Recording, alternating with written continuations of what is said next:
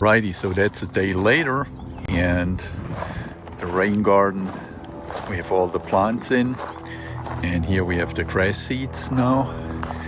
And you see there and there where we have the two barrels, that's where the water comes down from the underground. It actually pops down out here. And well, now it's all to watering, and then we should see how it looks. I think it looks pretty nice now. So it's all mulched there, and then that's all gonna be grass. And yeah, that's the rain garden we have.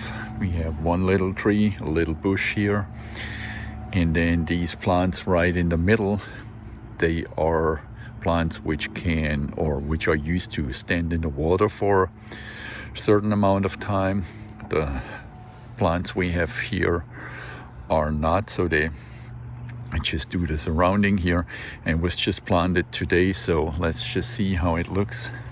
Maybe make a follow-up video in a week or so, and then we should be happy. And by the way, I have that old and terrible garden hose with that terrible nozzle, and we're gonna replace it, and I'll show you with what. So I actually prefer center, and it looks like this, because with center you can actually go a little bit into the distance, but you still do not have like a big jet coming out of the nozzle. And in combination with my new hose, I am actually pretty happy about that.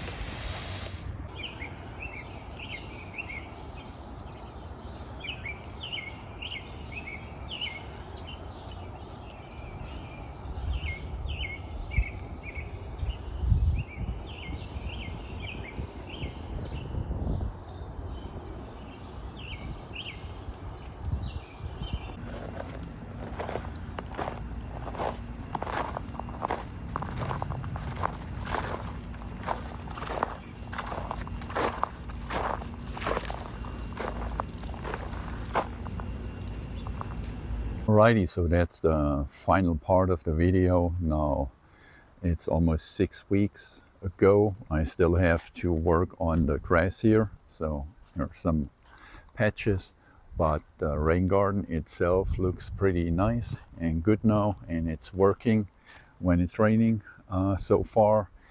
And I am pretty sure next year we're gonna have even higher and better flowers. But we just planted them 6 weeks ago, so some of them came up pretty fast, some maybe need some time, but yeah, so that's how it looks after 6 weeks. And so far I am happy. A lot of these, I guess they are called lilac flowers, and I forgot the name of these, but they should all bloom at different times. And the good thing would be that we then have pollinator friendly backyard or garden.